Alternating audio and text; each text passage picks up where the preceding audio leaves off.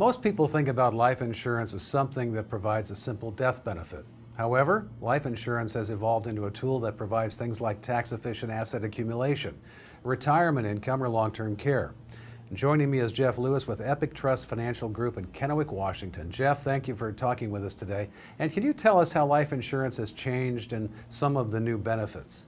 Boy, life insurance has changed a whole lot over the last decade or two, Scott. Really, there's probably too much to cover here, but a couple of the big points that I think most folks need to know about how life insurance has changed over the years has been the addition of living benefits, and I'll try and simplify that a little bit or give you an example. One of the things that didn't used to be included in a life insurance policy, like a term life policy that only lasted 10 or 15 or 20 years, that type of policy was really built for somebody for their death, and that was really it. But now what we're seeing and what we're using a whole lot more in more complex planning situations for clients and families, especially over if they've got more than a few $100,000 to work with and they've got more tax issues to work with, is the addition of things like long-term care benefits to help with nursing home expenses and things like that without having to buy a standalone long-term care policy. Along with other income type strategies and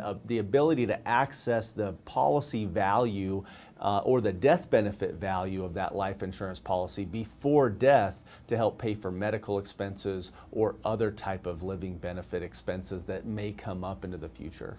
So how can life insurance be used to create tax-efficient income? Yeah, this is one of the cool upgrades to life insurance over the last several years. It's become a lot more popular among the wealthy, and it's starting to trickle down to those in the middle American class, and that is to use life insurance as an investment vehicle or as an asset class in their overall investment approach. It definitely shouldn't be something that is the entire investment portfolio for a client, but for a small piece it can be used as a way to get some tax diversification in a portfolio where a client could pull from the cash value of that life insurance policy if it's built properly in order to create some income for themselves or their family later on in life. And personally, this is one of the vehicles that works really well for younger folks under that 55 or 50-year age range or below. I personally own a couple of these policies. I like the way they work, but mostly because I believe taxes are going to be higher in the future because of all of this debt that we're acquiring as a country.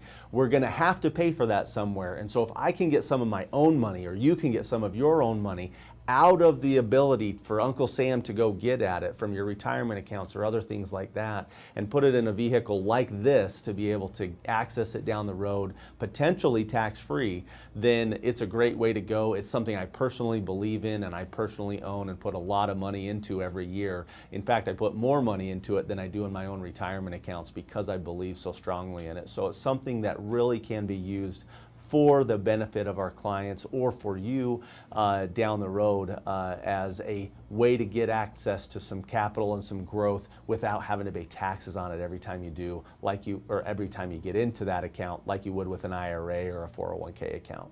Hey Jeff, Dave Ramsey always says to buy term life and that's all. What do you believe? Yeah, and I've really got to thank my good friend Dave Ramsey for making this popular.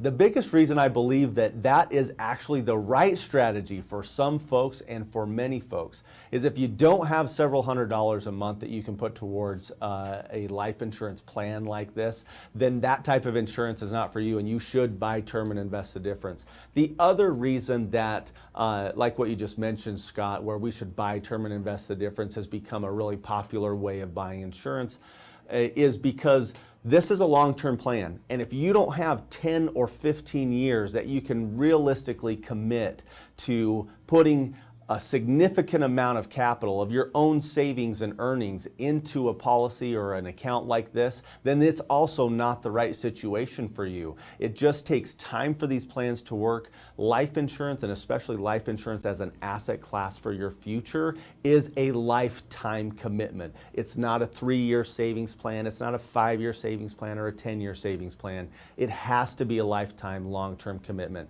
And if all you've got is that 3 or 5 or 10-year window or out outlook like most people that would be saving in the Dave Ramsey plans or some of the other financial advisors who are selling the buy term and invest the difference philosophy, then I've got to agree wholeheartedly with them. If you don't have that time frame, it's not the right deal for you, and it's definitely not the right investment for you.